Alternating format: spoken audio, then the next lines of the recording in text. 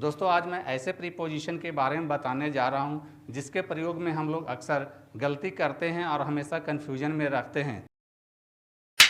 Hello दोस्तों, मैं सरोज कुमार रांची झारखंड से मेरे यूट्यूब चैनल स्पेलिंग मास्टर में आपका स्वागत है। दोस्तों आज मैं आपको some special notes about preposition के बारे में बताने जा रहा हूँ।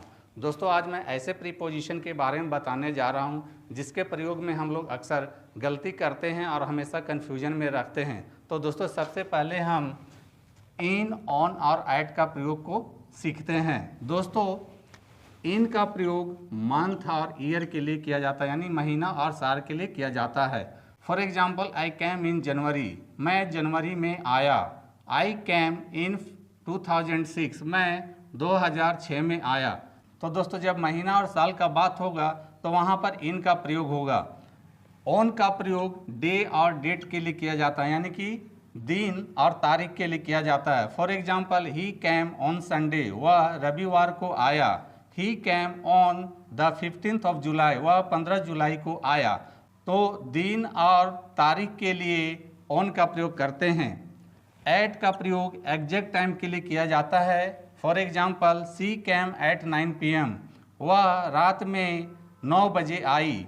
तो दोस्तों जहाँ एग्जैक्ट टाइम होगा वहाँ एट का प्रयोग किया जाता है। दोस्तों नंबर 2 में इन और एट का प्रयोग सीखते हैं। इन का प्रयोग बिग प्लेसेस यानी कि बड़े जगहों के लिए किया जाता है। For example I live in Patna, I live in Mumbai, I live in India, यानी कि हिंदी हुआ मैं पटना में रहता हूँ, मैं मुंबई में रहता हूँ, मैं भारत में रहता हूँ। ये सभी बड़े जगह हैं। और एट का प्रयोग स्मॉल प्लेसेस यानी कि छोटे जगहों के लिए होता है। For example I live at Bokaro, I live at Madhubani, I live at Bihar Sharif, यानी कि मैं बोकारो में रहता हूँ, मैं मधुबनी में रहता हूँ, मैं बिहार शरीफ में रहता हूँ। बोकारो, मधुबनी और बिहार शरीफ छोटे जगह हैं, इसलिए यहाँ पर एट का प्रयोग हुआ है। अब आते हैं नंबर 3 में भी इन और एट का प्रयोग सीखते हैं। इन का प्रयोग मोशन के लिए यानी कोई चीज़ गति में होती है तब किया जाता है। For example the train is in motion, train गति में है।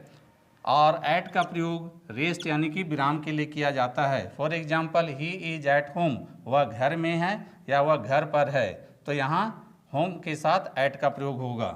नंबर 4 में प्रीपोजिशन इन और इनटू का प्रयोग सीखते हैं। दोस्तों इन का प्रयोग पोजीशन ऑफ रेस्ट यानी कि विराम की अवस्था के लिए किया जाता है। For example she is in the room, वह कमरे में है।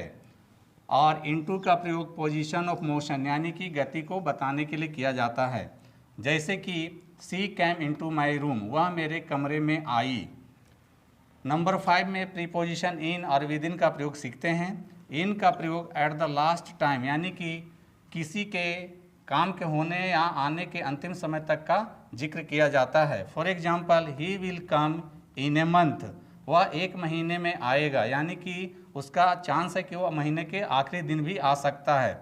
लेकिन विद इन का प्रयोग बिफोर टाइम यानी कि समय से पहले के लिए किया जाता है। For example she will come within a month, यानी कि वह 1 महीने के अंदर आ जाएगी, यानी कि वह 15वां दिन भी आ सकती है, 20वां दिन भी आ सकती है या 25वां दिन भी आ सकती है, यानी कि वह समय से पहले आ जाएगी। नंबर 6 में प्रीपोजिशन बाय और विद का प्रयोग सीखते हैं। दोस्तों बाय का प्रयोग एजेंट और डूअर और ट्रांसपोर्ट के लिए किया जाता है। For example he was beaten by his teacher, वह अपने शिक्षक के द्वारा पीटा गया था। आई ट्रेवल बाय बस, I travel by train, I travel by ship, I travel by aeroplane, यानी कि मैं बस से सफ़र करता हूँ। लेकिन दोस्तों विद का प्रयोग टूल्स और इंस्ट्रूमेंट यानी कि साधन के रूप में किया जाता है। For example Ram writes with a pen, Ram कलम से लिखता है। नंबर 7 में प्रीपोजिशन ऑन और अपॉन को सीखते हैं। ऑन का प्रयोग एट रेस्ट यानी कि विराम की अवस्था के लिए किया जाता है। For example the book is on the table, किताब टेबल पर है। और अपॉन का प्रयोग स्टेट ऑफ मोशन यानी कि गति के लिए प्रयोग किया जाता है। For example he jump upon the table, वह टेबल पर कूद गया। दोस्तों नंबर 8 में प्रीपोजिशन ऑफ और ऑफ का प्रयोग सीखते हैं। दोस्तों ओ एफ ऑफ का प्रयोग रिलेशन यानी कि संबंध बताने के लिए किया जाता है। For example A member of a family, परिवार का एक सदस्य। पेज ऑफ ए बुक, एक किताब का पन्ना। और ओ डबल एफ ऑफ का प्रयोग सेपरेशन यानी कि अलगाव को बताने के लिए इसका प्रयोग किया जाता है। For example, he jump of the roof, वह छत से कूद गया।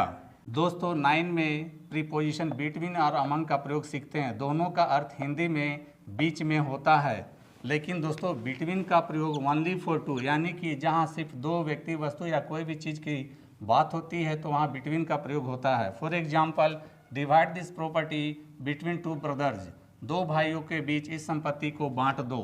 लेकिन अमंग का प्रयोग मोर देन टू यानी कि जहाँ दो से ज़्यादा व्यक्ति, वस्तु या कोई भी चीज़ का बात होता है तो वहाँ अमंग का प्रयोग किया जाता है। For example, divide this property among the 3 brothers, 3 भाइयों के बीच इस संपत्ति को बांट दो।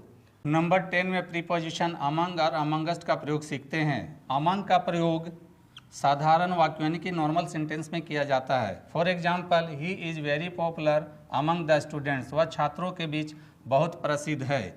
और अमंगस्ट का प्रयोग बिफोर वोवेल वर्ड यानी कि स्वर शब्दों से शुरू होने वाले शब्दों के पहले अमंगस्ट का प्रयोग किया जाता है। For example, he is very popular amongst अस, वह हम लोगों के बीच बहुत प्रसिद्ध है।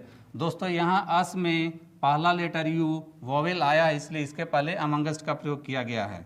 नंबर 11 में प्रीपोजिशन बी साइड और बिसाइड का प्रयोग सीखते हैं। बिसाइड का प्रयोग बाय द साइड ऑफ यानी कि के पास के अर्थ में प्रयोग किया जाता है। For example, he cam and stood beside me, वह आया और मेरे पास खड़ा हो गया। लेकिन बिसाइड्स का प्रयोग इन एडिशन टू यानी के अलावा या के अतिरिक्त के अर्थ में किया जाता है। For example, he has a scooter besides A car, उससे एक कार के अलावा स्कूटर है। अब 12 में प्रीपोजिशन सिंस और फ्रॉम का प्रयोग सीखते हैं। दोनों का प्रयोग पॉइंट ऑफ टाइम यानी कि एग्जैक्ट टाइम के लिए इसका प्रयोग किया जाता है। सिंस का प्रयोग प्रेजेंट और पास्ट टेंस में किया जाता है। For example, I have been reading since 9 o'clock, यहाँ 9 o'clock एग्जैक्ट टाइम है, इसलिए यहाँ सिंस का प्रयोग हुआ है और इसका हिंदी में अर्थ है मैं 9 बजे से पढ़ रहा हूँ। लेकिन दोस्तों फ्यूचर टेंस में सिंस का प्रयोग नहीं किया जाता, फ्यूचर टेंस में फ्रॉम का प्रयोग किया जाता है। For example, I shall be absent from Monday, मैं सोमवार से अनुपस्थित रहूँगा। तो दोस्तों मुझे आशा और पूरा विश्वास है कि आज मैंने आपके प्रीपोजिशन से रिलेटेड बहुत सारे कन्फ्यूजन को दूर कर दिया है। तो दोस्तों मेरी टीचिंग पसंद आती है तो मेरे वीडियो को लाइक, कमेंट और शेयर करें। और ऐसे ही इंटरेस्टिंग और नॉलेजेबल इंग्लिश के लिए आप मेरे चैनल स्पेलिंग मास्टर को फॉलो, सब्सक्राइब जरूर करें। मिलते हैं नेक्स्ट वीडियो में। Thank you. दोस्तों वीडियो पसंद आए तो इस वीडियो को लाइक करें, शेयर करें और मेरे चैनल को सब्सक्राइब जरूर करें। Thank you.